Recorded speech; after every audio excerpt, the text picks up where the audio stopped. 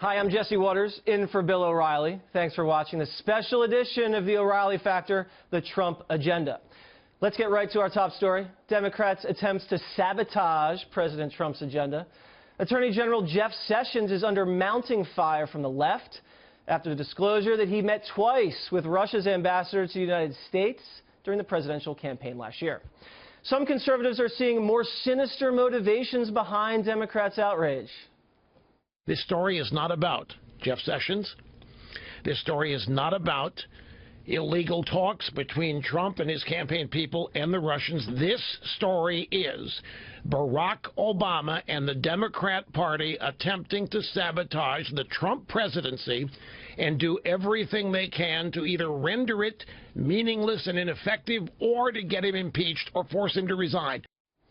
Joining us now with reaction from Austin, Texas, Karl Rove, former senior advisor to President George W. Bush. So, Karl, gauge this for us here.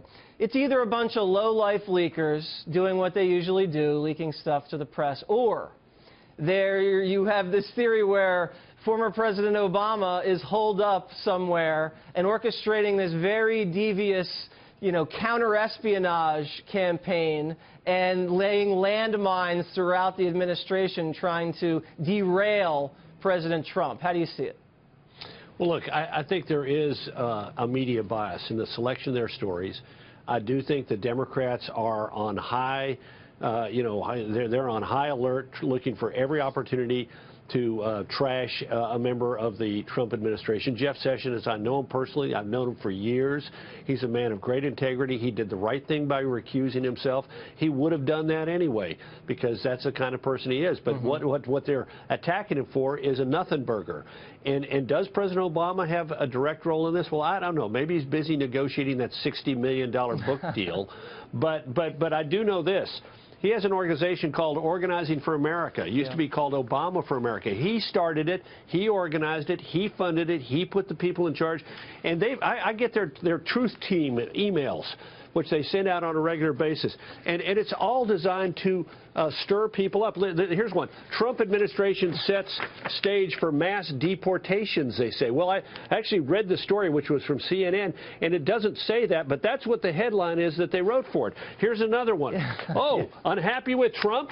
Call your congressman. Local delegation fielding record number of calls. I mean, they are systematically attempting. It's really remarkable. The political organization of the former president never missed a beat. On January 21st, they were out there attacking President Obama's successor, President Trump, and have continued at it. I don't think we have seen this in maybe ever in American history that a president, having left office, has his political apparatus going tooth and nail after his successor. You could not resist holding up a white piece of paper, could you? I couldn't help it. I mean, I'll do it again if you like. You can't do one segment without it. I know. Here's a third one. Here's a third one. It's okay. It's okay. We believe you. Now, I've been reading some information in The Guardian and the National Journal, which said that the Obama administration actually sought and at one point received wiretap approval to listen to the phone calls of Trump officials as late as October. And then when you combine that with this New York Times report that Obama officials are disseminating information about Russia throughout various agencies in the government that will be used during the transition and then uncorked during the first 100 days, it seems like a systematic strategy to take down President Trump. Pretty devious, wouldn't you say? Well, let's divide these. Let's take the second one first. The reports that the Obama administration officials took information about the contacts between Trump campaign supporters or Trump campaign officials and Russians and disseminated it throughout the government in order that the Trump administration would not be able to suppress this information strikes me as paranoia. These are a bunch of over-the-top lunatics who are sitting there saying, oh, we so distrust our successor that if he found information that was damaging to America's security interests and that might reflect badly on somebody associated with his campaign, he would bury it. Well, that says something about how they view the current president of the United States. It sure does. Inappropriate, but paranoid. The first one, let me, though, say is something different. I have a general sense that the FBI, particularly when they go to get what's called a FISA, that is to say a national security warrant to tape conversations and to intercept conversations, I have a sense that they're acting on the basis of need, and that the judges who grant those FISA requests would not act without some sense that something needed to be listened to.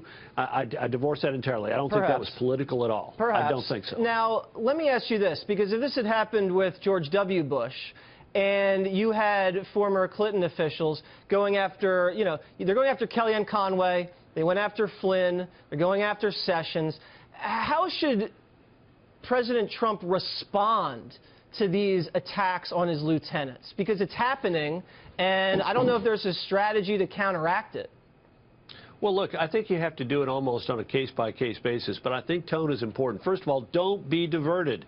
This is an attempt to divert the president's energy and effort to get him engaged in conversation about Kellyanne Conway on the couch or Jeff Sessions recusing himself.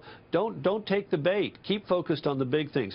Cutting taxes in order to energize the American economy. Rolling back unnecessary regulations in order to free up the energy of American job creators and prosperity creators. And get rid of, repeal and replace Obamacare. These were the big things that people elected him to. So the first and most important thing is don't take the bait. And second is tone. And the tone ought to be not anger. The tone ought to be disappointment. Because most Americans look at this stuff and say that's petty politics. And the more that the administration says, you know what, we're so sorry that some of our political opponents feel obligated to do this. We're focused on the bigger things that America's concerned about. That's the way to go. President Trump showed at the joint session that he can rise above party politics, so we'll see if he can do it with these leaks. Thank you very much, Karl. I appreciate it. Congratulations, incidentally, on your coup. I wonder where you stashed O'Reilly. And we can't we'll tell ever anybody. See him again. It was a bloodless coup, and he's on an island somewhere in the South Pacific. I think it's the South Atlantic. Congressional Democrats